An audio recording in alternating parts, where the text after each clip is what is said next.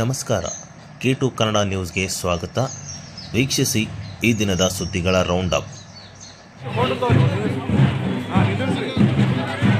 ರಾಯಚೂರು ಗ್ರಾಮೀಣ ಕ್ಷೇತ್ರ ವ್ಯಾಪ್ತಿಯ ಹುಣಸೆಹಳವುಡ ಗ್ರಾಮದಲ್ಲಿ ಶ್ರೀ ಆಂಜನೇಯ ಸ್ವಾಮಿಯ ಸನ್ನಿಧಾನದಲ್ಲಿ ಜನಪ್ರಿಯ ಶಾಸಕರು, ಕರ್ನಾಟಕ ಮಹರ್ಷಿ ವಾಲ್ಮೀಕಿ ಅಭಿವೃದ್ಧಿ ನಿಗಮದ ಅಧ್ಯಕ್ಷರಾದ ಶ್ರೀ ಬಸವನಗೌಡ ದದ್ದಲ್ ಸರ್ ಅವರು ಭಗವಂತನ ಆಶೀರ್ವಾದವನ್ನು ಪಡೆದು ಅಭಿವೃದ್ಧಿ ಕಾಮಗಾರಿಗೆ ಚಾಲನೆ ನೀಡಿದರು. ಹುಣಸೆಹಳವುಡ ಗ್ರಾಮದಲ್ಲಿ ಫ್ಲಾಟುಗಳ ಹಕ್ಕುಪತ್ರ ವಿತರಣೆ ಮಾಡಿದರು. KKRDB ಯೋಜನೆ ಅಡಿಯಲ್ಲಿ ಸಿಸಿ ರಸ್ತೆ ನಿರ್ಮಾಣ ಕಾಮಗಾರಿಗೆ ಭೂಮಿ ಪೂಜೆ, KKRDB ಯೋಜನೆ ಅಡಿಯಲ್ಲಿ ನೂತನ ಬಸ್ ನಿಲ್ದಾಣ ಉದ್ಘಾಟನೆ, KKRDB ಯೋಜನೆ ಅಡಿಯಲ್ಲಿ ನೂತನ ಶಾಲಾ ಕಟ್ಟಡ ಉದ್ಘಾಟನೆ ನೆರವೇರಿಸಿದರು. ಈ ಸಂದರ್ಭದಲ್ಲಿ ದೇವಸಗೂರು, ಗಿಲೆಸಗೂರು ಬ್ಲಾಕ್ ಅಧ್ಯಕ್ಷರುಗಳು, ಊರಿನ ಹಿರಿಯ ಮುಖಂಡರುಗಳು, ಸುತ್ತಮುತ್ತಲಿನ ಗ್ರಾಮಗಳ ಮುಖಂಡರುಗಳು, ಅಧಿಕಾರಿಗಳು, ಗ್ರಾಮ ಪಂಚಾಯತ್ ಅಧ್ಯಕ್ಷರು, ಉಪಾಧ್ಯಕ್ಷರು, ಸದಸ್ಯರುಗಳು, ಗ್ರಾಮಸ್ಥರು ಉಪಸ್ಥಿತರಿದ್ದರು. ದೇವಸ್ಥಾನ, ಮಸೀದಿ, ಚರ್ಚ್ಗಳಿಗೆ ಮಾಡುವುದರ ಜೊತೆಗೆ ಇವತ್ತು ಕೆಲಸವನ್ನು ಪ್ರಾರಂಭ ಮಾಡಿದ್ವಿ. ಹಾಗಾಗಿ ಅದರ ಜೊತೆಗೆ ತಮ್ಮ ಬಹುದಿನಗಳ ಬೇಡಿಕೆ ಏನ್ ಬಂಗಾರಪ್ಪನ ಕೆರೆ ತುಂಬಕ್ಕಂತೇಳಿ ತಾವೆಲ್ಲ ಬಹಳ ವರ್ಷಗಳಿಂದ ಪ್ರಥಮ 3-4 MLAಗಳಿಂದ ಇದ್ದಾಗ ಕೂಡ ತಾವು ಅದನ್ನೇ ಕೇಳ್ತಾ ಇದ್ರಿ. ಲಿಂಕ್ ಕೆನಲ್ ಬೇಕು, ಇಲ್ಲ ಬಂಗಾರಪ್ಪ ಕೆರೆ ತುಂಬಿಸ್ಬೇಕಂತ ಹೇಳಿ ಕೇಳ್ತಾ ಇದ್ರಿ. ಅದನ್ನ ಪ್ರಥಮ ಬಾರಿ ಶಾಸಕನಾದ ತಕ್ಷಣ ಅದನ್ನ ಪ್ರಾರಂಭಿಸಿ ಮೊನ್ನೆ ಮತ್ತೆ 2ನೇ ಬಾರಿ ಶಾಸಕನಾಗಿ ಮುಂಚಿತವಾಗಿ ಅದನ್ನ ಉದ್ಘಾಟನೆಯನ್ನ ಮಾಡಿ ಇವತ್ತು ಬಂಗಾರಪ್ಪ ಕೆರೆಯನ್ನ ನೀರು ತುಂಬಿದಿವಿ. ಈ ವರ್ಷ ನಮ್ಮ ರೈತರಿಗೆ ಸಮೃದ್ಧಿಯಾಗಿ ನೀರು ಕೊಡೋದಕ್ಕೆ ಸಾಧ್ಯ ಆಗಿದೆ. ಇಲ್ಲಾಂದ್ರೆ ಪ್ರತಿ ವರ್ಷ ಇಲ್ಲಿ 7 ಮೈಲಾಗ ಸ್ಟ್ರೈಕ್ಗಳನ್ನು ಮಾಡುವಂತ ಪರಿಸ್ಥಿತಿಗಳನ್ನು ನಿರ್ಮಾಣ ಆಗ್ತಿತ್ತು. ಹಾಗಾಗಿ ಇವತ್ತು ಆ ಕೆರೆಯನ್ನ ತುಂಬೋದ್ರ ಜೊತೆಗೆ ಇವತ್ತು ರೈತಾಪಿ ವರ್ಗಕ್ಕೆ ಉತ್ತಮವಾದಂಥ ಬೆಳೆ ಬೆಳಕಲ್ಲಿ ಅಂತೇಳಿ ಇವತ್ತು ಮಾಡಿದ್ದೀವಿ. ಹಾಗಾಗಿ ಬಹಳಷ್ಟು ಇವತ್ತು 7 ಮೈಲಲ್ಲಿ ಸಂಗೊಳ್ಳಿ ರಾಯಣ್ಣನ ಏನು ಬಹುತಾದಂಥ ವಿಗ್ರಹವನ್ನು ಸ್ಥಾಪನೆ ಮಾಡೋದ್ರ ಜೊತೆಗೆ ಇವತ್ತು ಹೈವೇಗಳು ಕನೆಕ್ಟ್ ಆಗ್ತದೆ. ಇಲ್ಲಿಂದ ನೀವು 4 ಲೈನನ್ನ ಇವತ್ತು ಸಿಂಧನೂರವರೆಗೆ 4 ಲೈನ್ ಆಗಿದೆ. ಮತ್ತು ಈ ಕಡೆ ಗೋವಾದಿಂದ ನಮಗೆ ಹೈದರಾಬಾದ್ವರೆಗೆ ಇವತ್ತು ಅದು ಕೂಡ 4 ಲೈನ್ ಅನ್ನ ಒಂದು ಹೈವೇಗಳನ್ನ ಬರ್ತಾ ಇದೆ, ಕನೆಕ್ಟಿವ್ ಆಗ್ತಾ ಇದೆ. ಹಾಗಾಗಿ ಉತ್ತಮವಾದಂಥ ಇವತ್ತು ನಮ್ಮ ರಾಯಚೂರು ಮತ್ತು 7 ಮೈಲ್ ಏನು ಹುಣಸೆಹಳವುಡ ರಾಯಚೂರೆಲ್ಲ ಕಲ್ತು ಹೋಗ್ತದೆ ಅಂತ ಹೇಳ್ತೀವಿ. ಇನ್ನೊಂದು 5-10 ವರ್ಷದಲ್ಲಿ ನಾವು ಸಿಟಿ ಆದ ರೀತಿಯಲ್ಲಿ ಇವತ್ತು ನಾವು ಇದು ಒಳ್ಳೆಯ ಉತ್ತಮವಾಗಿ ಬೆಳವಣಿಗೆ ಆಗಿದೆ ಅಂತ ಕೂಡ ಈ ಸಂದರ್ಭದಲ್ಲಿ ಹೇಳಿ, ಇವತ್ತು ತಾವೆಲ್ಲರೂ ಕೂಡ ಪ್ರತಿ ಚುನಾವಣೆಯಲ್ಲಿ ಕೂಡ ಅತ್ಯಂತ ಹೆಚ್ಚಿನ ಮತಗಳನ್ನು ಕೊಟ್ಟು ತಾವು ಆಶೀರ್ವಾದ ಮಾಡಿದರೆ ನಿಮ್ಮ ಋಣ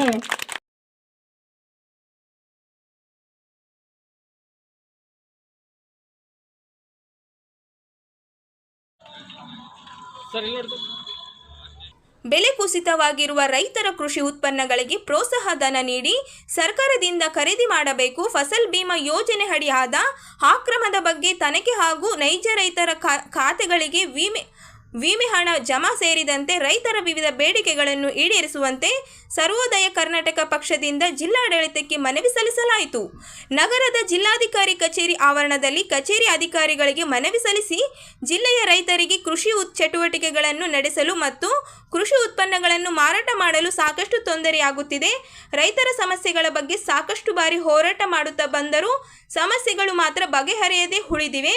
ತುಂಗಭದ್ರಾ ಎಡದಂಡೆ ಕಾಲುವೆಗೆ ನೀರು ಬಾರದೆ ಕಾಲುವೆ ವ್ಯಾಪ್ತಿಯ ಮಾನ್ವಿ ಮತ್ತು ಸಿರುವಾರ ಸೇರಿದಂತೆ ಇತರೆ ಕೊನೆ ಭಾಗದ ರೈತರು ಜಮೀನುಗಳಿಗೆ ನೀರಿಲ್ಲದೆ ಕಂಗಾಲಾಗಿದ್ದಾರೆ ಎಂದು ಅಸಮಾಧಾನ ಹೊರಹಾಕಿದರು.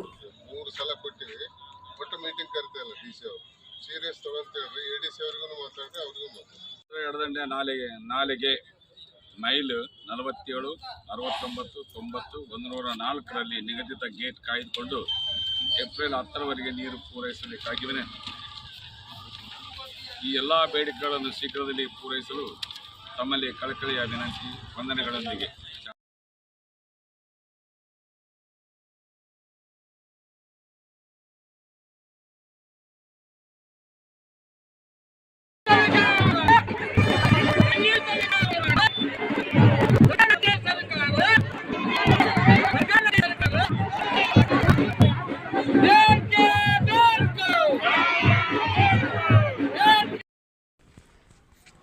ಸರ್ಕಾರಿ ಶಾಲೆಗಳಲ್ಲಿ ಗುಣಮಟ್ಟದ ಶಿಕ್ಷಣ, ಅಪೌಷ್ಟಿಕ ಸಮಸ್ಯೆ ನಿರ್ವಹಣೆ, ದೇವದಾಸಿ ಮರು ಸಮೀಕ್ಷೆ, ಗ್ರಾಮೀಣ ಪ್ರದೇಶದಲ್ಲಿ ಶುದ್ಧ ಕುಡಿಯುವ ನೀರು ಸೇರಿದಂತೆ ವಿವಿಧ ಬೇಡಿಕೆ ಈಡೇರಿಕೆಗೆ ಆಗ್ರಹಿಸಿ ಪ್ರಗತಿಪರ ಸಂಘಟನೆಯ ಜಂಟಿ ಕ್ರಿಯಾ ಸಮಿತಿ ನೇತೃತ್ವದಲ್ಲಿ ಸಾವಿರಾರು ಸಂಖ್ಯೆಯ ಮಹಿಳೆಯರು ಪ್ರತಿಭಟನೆ ನಡೆಸಿದರು.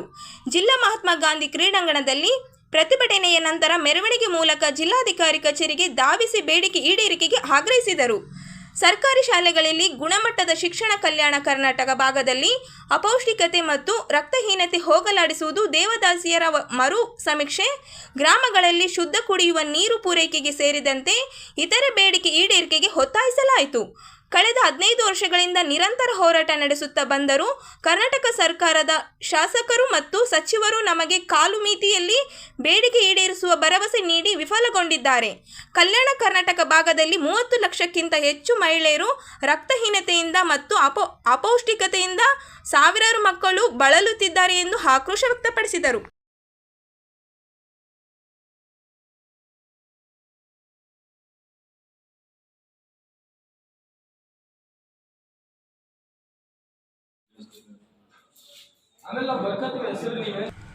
ಒಳ ಮೀಸಲಾತಿ ಸಂವಿಧಾನಬದ್ಧ ಮತ್ತು ಸೈದ್ಧಾಂತಿಕವಾಗಿ ಜಾರಿಗೆ ಆಗಬೇಕೇ ಹೊರತು ತಾರತೂರಿಯಲ್ಲಿ ಜಾರಿಗೆ ಮುಂದಾದರೆ ರಾಜ್ಯದಲ್ಲಿ ರಕ್ತಕ್ರಾಂತಿ ನಡೆಯಲಿದೆ ಎಂದು ಗೋರಸೇನಾ ರಾಜ್ಯ ಖಜಾಂಚಿ ಸೀತಾರಾಮ್ ರಾಥೋಡ್ ಅವರು ಎಚ್ಚರಿಸಿದರು. ಅವರಿಂದು ನಗರದ ಸುದ್ದಿಗಾರರೊಂದಿಗೆ ಮಾತನಾಡುತ್ತಾ, ನ್ಯಾಯ ಮೋಹನ್ ದಾಸ್ ಅವರ ನೇತೃತ್ವದಲ್ಲಿ ಒಳ ಮೀಸಲಾತಿ ಜಾರಿಗೆ ರಾಜ್ಯ ಸರ್ಕಾರ ಮುಂದಾಗಿದ್ದು, ಪರಿಶಿಷ್ಟ ಜಾತಿಗಳಲ್ಲಿ ವರ್ಗೀಕರಣ ಮಾಡುವ ಸಲುವಾಗಿ ಜನವರಿ 31ರೊಳಗೆ ಪರಿಶಿಷ್ಟ ಜಾತಿಗೆ ಒಳಪಡುವ ಎಲ್ಲ ಜಾತಿಗಳಿಂದ ಅಪೇಕ್ಷಣೆ ಅರ್ಜಿ ಸಲ್ಲಿಸುವಂತೆ ಸೂಚಿಸಲಾಗಿದೆ. ಇದರ ಅನ್ವಯ ಬಂಜಾರ ಸಮುದಾಯಕ್ಕೆ ಸಂಬಂಧಿಸಿದ ಗೋರಸೇನಾ ಸಂಘಟನೆ ವತಿಯಿಂದ ಮಾಹಿತಿ ಆಯೋಗದ ಮೂಲಕ ರಾಜ್ಯದ 20 ಜಿಲ್ಲೆಗಳ ಜಿಲ್ಲಾಧಿಕಾರಿಗಳಿಗೆ ಅರ್ಜಿ ಸಲ್ಲಿಸಲಾಗಿದೆ. ಇದರಲ್ಲಿ ಬಂಜಾರ ಜನಾಂಗಕ್ಕೆ ಸೇರಿದ ತಂಡಗಳ ಪಟ್ಟಿ ಮತ್ತು ತಂಡಗಳ ಜನಸಂಖ್ಯೆಯನ್ನು ನೀಡುವಂತೆ ಸಲ್ಲಿಸಿದ ಅರ್ಜಿಗಳ ಪೈಕಿ ರಾಜ್ಯದ 8 ತಾಲೂಕುಗಳಿಂದ ಮಾತ್ರ ಮಾಹಿತಿ ದೊರೆತಿವೆ. ಜಿಲ್ಲೆಯಲ್ಲಿ 3 ಲಕ್ಷ ಜನ ಸೇರಿ ಕಲ್ಯಾಣ ಕರ್ನಾಟಕ ಭಾಗದಲ್ಲಿ 20 ಲಕ್ಷ ಜನಸಂಖ್ಯೆ ಇದ್ದಾರೆ ಎಂದರು. ಅತಿ ಹಿಂದುಳಿದ ಬಂಜಾರ ಸಮುದಾಯದ ಜನರ ಮಾಹಿತಿ ದೊರೆಯುವಂತಾಗಿದೆ ಎಂದು ಆರೋಪಿಸಿದರು. ಮತ್ತೆ ಉಳಿದ ಎಲ್ಲ ತಾಲೂಕುಗಳಲ್ಲಿ ತಾಲೂಕು ದಂಡಾಧಿಕಾರಿಗಳು, ಮಾನ್ಯ ಜಿಲ್ಲಾಧಿಕಾರಿಗಳು ಮತ್ತು ಸಿಇಒಗಳು ಇವರೆಲ್ಲರೂ ಕೂಡ ಸಾಕಷ್ಟು ಸುಮಾರು 8 ಜಿಲ್ಲೆಗಳಿಂದ ನಮಗೆ ಮಾಹಿತಿ ಇದೆ. ನೋ ಇನ್ಫಾರ್ಮೇಶನ್ ಅಂತ ಹೇಳಿ ಅವರು ಮಾಹಿತಿಯನ್ನು ಕೊಡ್ತಾರೆ. ಅಂದ್ರೆ ನಮ್ಮ ಪ್ರಶ್ನೆ ಏನು ಅಂತಂದ್ರೆ, ಸದಾಶಿವ ಆಯೋಗ ವರದಿಯಲ್ಲಿ ಮತ್ತೆ ಇತರ ಎಲ್ಲ ಉಪ ಸಮಿತಿಗಳು ಕೊಟ್ಟಿರ್ತಕ್ಕಂಥ ವರದಿಯಲ್ಲಿ ಸರ್ಕಾರದಲ್ಲಿ ಗೋರ್ ಬಂಜಾರ ಸಮುದಾಯ ಕೇವಲ 12 ಲಕ್ಷ ಜನಸಂಖ್ಯೆ ಮಾತ್ರ ಇದೆ ಅಂತ ಮಾಹಿತಿಯನ್ನು ಕೊಡ್ತಾರೆ. ಸೊ ನಮ್ಮ ಪ್ರಶ್ನೆ ಏನು ಅಂತಂದ್ರೆ, ಇದೇ ರಾಯಚೂರು ಜಿಲ್ಲೆಯಲ್ಲಿ ಸುಮಾರು 3 ಲಕ್ಷಕ್ಕಿಂತ ಜಾಸ್ತಿ ಜನಸಂಖ್ಯೆ ಇದೆ. ಯಾದಗಿರಿ ಜಿಲ್ಲೆಯಲ್ಲಿ 3 ಲಕ್ಷ ಜನಸಂಖ್ಯೆ ಇದೆ. ಗುಲ್ಬರ್ಗ ಜಿಲ್ಲೆಯಲ್ಲಿ 4.5 ಲಕ್ಷ ಜನಸಂಖ್ಯೆ ಇದೆ. ಹಾಗೆ ಬೀದರ್ 3.5 ಲಕ್ಷ, ಬಿಜಾಪುರ 3.5 ಲಕ್ಷ, ಬಾಗಲಕೋಟೆ 2.5 ಲಕ್ಷ ಜನಸಂಖ್ಯೆ ಇದೆ. ನಮ್ಮ ಕಲ್ಯಾಣ ಕರ್ನಾಟಕದಲ್ಲೇ ನಾವು 12 ಲಕ್ಷ ಅಲ್ಲ 20 ಲಕ್ಷ ಜನಸಂಖ್ಯೆ ನಾವು ಇದ್ದೀವಿ. ಹಾಗಾದ್ರೆ ನೀವು 12 ಲಕ್ಷ ಜನಸಂಖ್ಯೆ ಯಾವ ಆಧಾರದ ಮೇಲೆ ಹೇಳಿದ್ರಿ? 20 ಜಿಲ್ಲೆಗಳಲ್ಲಿ ಇನ್ಫಾರ್ಮೇಶನ್ ಆಗ್ತಿಲ್ಲ ಅಂತ ಕೇಳಿದ್ರೆ ತಾಂಡಗಳ ವಿವರ ನಮ್ಮ ಹತ್ರ ಇಲ್ಲ, ತಾಂಡಗಳ ಜನಸಂಖ್ಯೆ ವಿವರ ಮಾಹಿತಿ ನಮ್ಮ ಹತ್ರ ಇಲ್ಲ ಅಂತ ಹೇಳ್ತಾರೆ. ಯಾದಗಿರಿ ಜಿಲ್ಲೆ ಹುಣಸಗಿ ತಾಲೂಕಿನ ತಹಸೀಲ್ದಾರರು ಮಾಹಿತಿ ಕೊಡ್ತಾರೆ, ತಾಂಡಗಳ ಪ್ರತ್ಯೇಕ ವಿವರ ಇಲ್ಲ, ತಾಂಡಗಳ ಜನಗಣತಿ ಪ್ರತ್ಯೇಕವಾಗಿ ಮಾಡಿರುವುದಿಲ್ಲ, ಅದು ಊರುಗಳಲ್ಲಿ ಬಂದಿರುತ್ತದೆ ಮತ್ತು ಅದು ಎಸ್ಸಿ ಪಟ್ಟಿಯಲ್ಲಿ ಸೇರಿರುತ್ತದೆ ಅಂತಕ್ಕಂಥ ಮಾಹಿತಿಯನ್ನು ಅವರು ಕೊಡ್ತಾರೆ.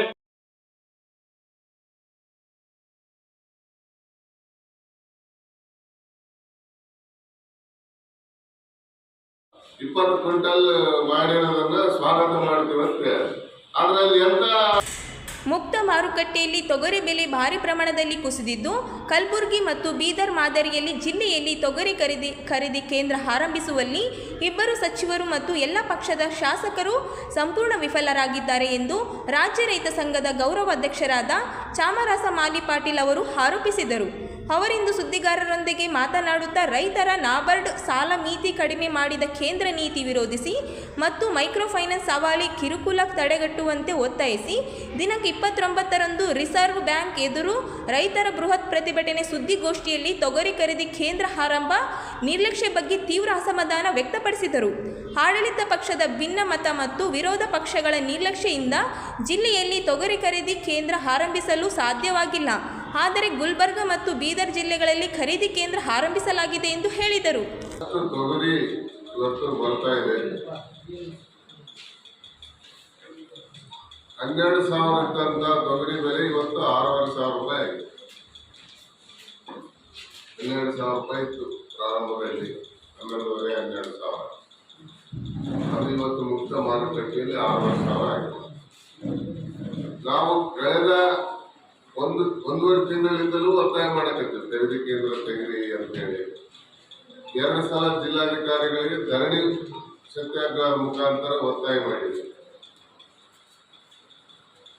ಗುಲ್ಬರ್ಗ ಮತ್ತು ಬೀದರ್ನಲ್ಲಿ ತೆಗೆದಾರೆ ಖರೀದಿ ಕೇಂದ್ರ, ರಾಯಚೂರಿನಲ್ಲಿ ಇಲ್ಲ. ಇವತ್ತು ಮಾರುಕಟ್ಟೆಗೆ ಹೋಗಿ ನೋಡಿದ್ರೆ ಸುಮಾರು 15,000 ರಿಂದ 20,000 ಚೀಲ ಅವಕ ಇದೆ. ನಿನ್ನೆ ಲೆಕ್ಕ ನೋಡಿದ್ವಿ. ಬರೀ ಇದಂತಲ್ಲ, ಜೋಳದ್ದು ಖರೀದಿ ಕೇಂದ್ರ ರಿಜಿಸ್ಟ್ರೇಷನ್ ಸ್ಟಾರ್ಟ್ ಆಗಿದೆ. ಹೋದ ವರ್ಷ ಒಬ್ಬ ರೈತರಿಂದ 200 ಕ್ವಿಂಟಲ್ ಖರೀದಿ ಮಾಡ್ತಾ ಇದ್ರು, ಆದ್ರೆ ಈ ವರ್ಷ 150 ಕ್ವಿಂಟಲ್ ಇಳಿಸ್ಯಾರ. ಅದು ನಾವು ಒತ್ತಾಯ ಮಾಡಿದ ಮೇಲೆ 10 ಕ್ವಿಂಟಲ್ ಮಾಡಿದ್ರು ಪ್ರತಿ ಎಕರೆಗೆ. ನಿನ್ನೆ ಮೊನ್ನೆ ಆದೇಶ ಆಗಿ ಈಗ ಅದು 20 ಕ್ವಿಂಟಲ್ ಅಂತ ಮಾಡಿದ್ರು 150 ಕ್ವಿಂಟಲ್ಗೆ ರಿಸ್ಟ್ರಿಕ್ಷನ್ ಇಟ್ಬಿಟ್ಟು, ಒಂದಲ್ಲ ಎರಡಲ್ಲ. ತುಂಗಭದ್ರಾ ಎಡದಂಡೆ ನಾಲೆ ನೀರಂತೂ ಸಿರುವಾರ ಭಾಗಕ್ಕೆ ಇದುವರೆಗೂ ಮರೀಚಿಕೆ ಆಗಿದೆ, ಗೊತ್ತಾಗಿದೆ. ಬರ ಪರಿಹಾರದಲ್ಲಿ ಬಹಳ ದೊಡ್ಡ ಮೋಸ ಆಗಿದೆ ನಮಗೆ. 2023-24ನೇ ಸಾಲಿನ ಬರ ಪರಿಹಾರದಲ್ಲಿ ವ್ಯವಸ್ಥಿತವಾಗಿ ನಮಗಿವತ್ತು ಅನುಮಾನ ಬಂದಿದೆ, ರೈತರಿಗೆ ಸಿಗ್ಬೇಕಾದಂತ ಪರಿಹಾರದ ಹಣ ಬೇರೊಬ್ಬರ ಖಾತೆಗೆ ಹೋಗಿದೆ. ಪತ್ರ ಕೊಡ್ತೀವಿ. ಇದು ರಾಯಚೂರು ಜಿಲ್ಲೆಯಲ್ಲಿ ಆಗಿದೆ ಅಂತಂದ್ರೆ ಬಹುಶಃ ಇಡೀ ಕರ್ನಾಟಕ ತುಂಬಾ ಆಗಿರ್ಬೋದು ಅಂತ ನಮ್ಗೆ ಅನುಮಾನ ಇದೆ. ಅದೇ 192 ತಾಲೂಕುಗಳನ್ನ ಬರ ಅಂತ ಘೋಷಣೆ ಮಾಡಿ ಕೇಂದ್ರಕ್ಕೆ ತಾವು ಹೋಗಿ ಹೋರಾಟ ಮಾಡಿ ಬರ ಪರಿಹಾರ ತಂದದನ್ನ ನೀವು ಸರಿಯಾಗಿ ಅನ್ಸಲಿಲ್ಲ ಅಂದ್ರೆ ಹೆಂಗ? ಇವತ್ತಿಗೆ ಅದನ್ನ ಡಿಸ್ಟ್ರಿಬ್ಯೂಟ್ ಮಾಡಂತ ಜವಾಬ್ದಾರಿ ರಾಜ್ಯ ಸರ್ಕಾರದ್ದಲ್ಲ. ಇವತ್ತು ರಾಜ್ಯ ಸರ್ಕಾರದ ವೈಫಲ್ಯ ಸಂಪೂರ್ಣ ಎದ್ದು ಕಾಣುತ್ತದೆ. ಫಸಲ್ ಬಿಮಾದ್ದು ಅದೇ ರೀತಿ ಆಗಿದೆ, ಅದನ್ನು ಸರಿಯಾಗಿ ಮಾಡಿಲ್ಲ. ಬರ ಪರಿಹಾರ ಇಲ್ಲ. ಮಾರುಕಟ್ಟೆಗಳಂತೂ ರೈತರ ಒಂದು ಲೂಟಿ ಕೇಂದ್ರಗಳಾಗ್ಬಿಟ್ಟಿದೆ. ನಿಮ್ಗೆ ಹೇಳ್ತೀನಿ, 2 ಸಲ ಲಿಂಗಸೂರಿನಲ್ಲಿ ಮೀಟಿಂಗ್ ಮಾಡಿದ್ರು ಅಲ್ಲಿ ಅವ್ಯವಸ್ಥೆ ಹೋಗಿಲ್ಲ. ಏನ್ ಮಾಡ್ಬೇಕು? ಇವತ್ತು ತೊಗರಿದು ನೋಡಿದ್ರೆ ರೈತರದು ಗಂಭೀರ ಪರಿಸ್ಥಿತಿ ಇದೆ. ಇವತ್ತು ಬೀದರ್ನಲ್ಲಿ ಖರೀದಿ ಕೇಂದ್ರ ತೆಗಿತಾರೆ, ಗುಲ್ಬರ್ಗದಲ್ಲಿ ತೆಗಿತಾರೆ, ರಾಯಚೂರಲ್ಲಿ ತೆಗೆದಿಲ್ಲ ಅಂತಂದ್ರೆ ಇದು ಆಡಳಿತ ಪಕ್ಷದ ಆಂತರಿಕ ಭಿನ್ನಾಭಿಪ್ರಾಯದ ಒಂದು ಕೆಲಸ ಆಗಿದೆ. ಆಡಳಿತ ಪಕ್ಷದಲ್ಲಿ ಇರ್ತಕ್ಕಂಥ ಭಿನ್ನಾಭಿಪ್ರಾಯದಿಂದ ಇಡೀ ರೈತರಿಗೆ ಏನಂತಂದ್ರೆ ರಾಯಚೂರಿನಲ್ಲಿ ತೊಂದರೆ ಆಗಿದೆ. ಇದ್ರ ಬಗ್ಗೆ ಕೂಡ ನಾವು ಮುಖ್ಯಮಂತ್ರಿ ಗಮನ ಸೆಳಿತೀವಿ. ಇವತ್ತು ಈಗ ಗುಲ್ಬರ್ಗ ಬೀದರ್ನಲ್ಲಿ ತೆಗಿತಾರೆ ಅಂತಂದ್ರೆ ರಾಯಚೂರಲ್ಲಿ ತೆಗೆದಿಲ್ಲ ಅಂದ್ರೆ ಇವ್ರು ಯಾರು ಒತ್ತಾಯ ಮಾಡಿಲ್ಲ ಅಂತ ಅರ್ಥ. ಅಂದ್ರೆ ಜಿಲ್ಲೆಯ ಮಂತ್ರಿಗಳು, MLAಗಳು ಇವರೆಲ್ಲ ಮಾಡ್ಬೇಕಲ್ಲ. ಅವರಲ್ಲಿರ್ತಕ್ಕಂಥ ಆಂತರಿಕ ಭಿನ್ನಾಭಿಪ್ರಾಯದಿಂದ ಇದು ಕುಂಠಿತ ಆಗಿದೆ. ಜಿಲ್ಲೆ ಎಲ್ಲ ಸವಲತ್ತು ಕೊಡು. ಇವತ್ತು ನೀರಾವರಿದಾಗೆ ಆಗಿದೆ. ಒಬ್ರು ನೀರು ಬಿಡಬೇಕಂತಾರ, ಒಬ್ರು ಬಿಡಬಾರ್ದು ಅಂತಾರ. ಏನಿದೆ?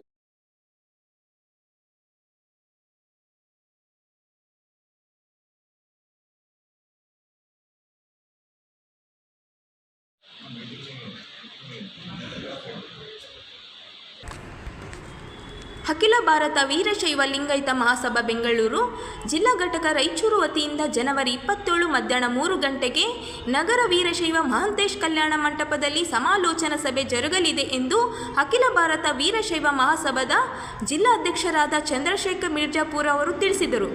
ಅವರಿಂದು ನಗರದ ಪತ್ರಿಕಾ ಭವನದಲ್ಲಿ ಸುದ್ದಿಗೋಷ್ಠಿಯನ್ನು ಉದ್ದೇಶಿಸಿ ಮಾತನಾಡಿದವರು, ಸಮಾಜದ ಘಟನೆ ಹಾಗೂ ವೀರಶೈವ ಸಮಾಜದ ಎಲ್ಲ ಉಪ ಪಂಗಡದವರು ಸೇರಿ ನಾವೆಲ್ಲರೂ ಒಂದೇ ಎಂಬ ಉದ್ದೇಶವನ್ನು ಮೂಡಿಸಿ ರೂಪಿಸುವ ನಿಟ್ಟಿನಲ್ಲಿ ಸಮಾಜದ ಜಿಲ್ಲಾ ಘಟಕದ ಆಡಳಿತ ಮಂಡಳಿಯ ಸದಸ್ಯರುಗಳು, ಸಮಾಜದ ಮುಖಂಡರುಗಳು ಹಾಗೂ ಗಣ್ಯರು ಈ ಸಭೆಯಲ್ಲಿ ಪಾಲ್ಗೊಳ್ಳಲಿದ್ದು, ಈ ಸಭೆಯ ಅಧ್ಯಕ್ಷತೆಯನ್ನು ಅಮರೇಗೌಡ ಪಾಟೀಲ್ ಬಯ್ಯಾಪುರ ರಾಜ್ಯ ಉಪಾಧ್ಯಕ್ಷರು, ಅಖಿಲ ಭಾರತ ವೀರಶೈವ ಮಹಾಸಭಾ ಇವರು ವಹಿಸಿಕೊಳ್ಳಲಿದ್ದು, ಉದ್ಘಾಟನೆಯನ್ನು ಅರಣ್ಯ ಮತ್ತು ಪರಿಸರ ವಿಜ್ಞಾನ ಸಚಿವರಾದ ಈಶ್ವರ ಖಂಡ್ರೆಯವರು ಮಾಡಲಿದ್ದು, ಈ ಸಮಾರಂಭದ ಅತಿಥಿಗಳಾಗಿ ಶಾಸಕರುಗಳಾದ ಡಾಕ್ಟರ್ ಶಿವರಾಜ್ ಪಾಟೀಲ್, ಅಂಪಣ್ಣಗೌಡ ಬದರ್ಲಿ, ಶರಣಗೌಡ ಬಯ್ಯಾಪುರ, ಬಸವನಗೌಡ ಬಾದರ್ಲಿ, ಮಾಜಿ ಸಚಿವರಾದ ವೆಂಕಟರಾವ್ ನಾಡಗೌಡ, MS ಪಾಟೀಲ್, ಬಸವರಾಜ್ ಪಾಟೀಲ್ ಅನ್ವರಿ, ಮಾಜಿ ಶಾಸಕರಾದ ಬಸನ್ನಗೌಡ ಬ್ಯಾಗವಾಟಿ, ಸಮಾಜದ ಜಿಲ್ಲಾಧ್ಯಕ್ಷರಾದ ಶರಣಗೌಡ,